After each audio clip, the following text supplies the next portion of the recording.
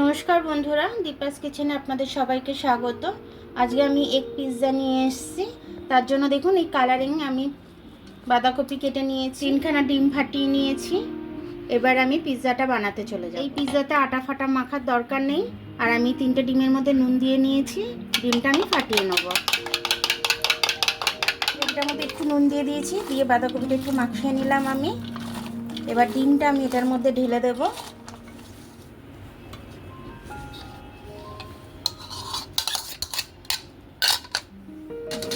বাঁধাকপিটার মধ্যে দিয়ে দিলাম। এবার আমি এটাকে ভালো করে হাতে করেই মেখে নিচ্ছি।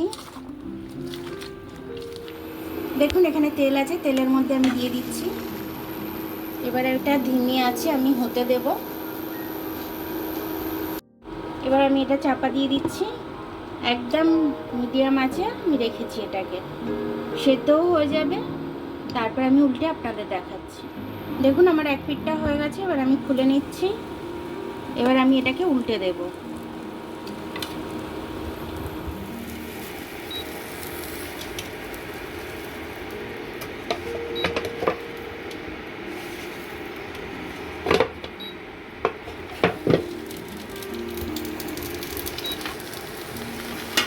সুন্দরভাবে আমার উল্টে গেল এটা।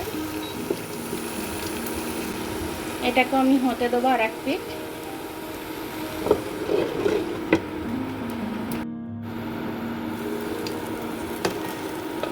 এটা খুলে নিলাম। এবার এটাও দেখে নিই ওই পিঠটা আমার হয়ে গেছে নাকি। দেখুন আমার এটা হয়ে গেছে, পিৎজার বেসটা হয়ে গেছে। এবার একটু গোলমরিচ দিয়ে দেবো আমি এর মধ্যে। সসটা একটু বেশি করেই দিয়ে দিলাম আমি।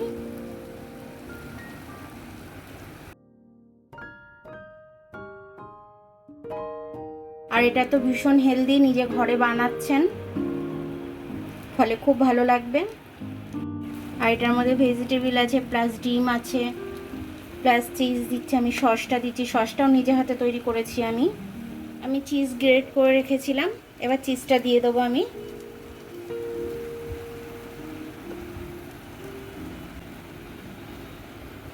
দেখুন আমার চিজটা দেওয়া হয়ে গেল। এবার আমি এটাকে চাপা দিয়ে দেবো। দেখুন এবার আমি ঢাকনাটা খুলছি। চিজটা দেখুন কি সুন্দর মেল্ট হয়ে গেছে। এবার আমি এটাকে নামিয়ে নিচ্ছি। এবার একটু অরগানো দিয়ে দিচ্ছি আমি এর মধ্যে দিয়ে।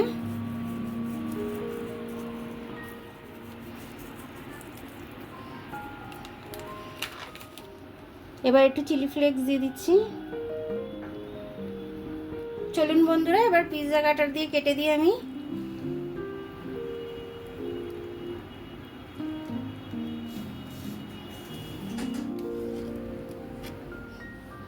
দেখুন বন্ধুরা আমার পিৎজাটা কিন্তু তৈরি হয়ে গেছে।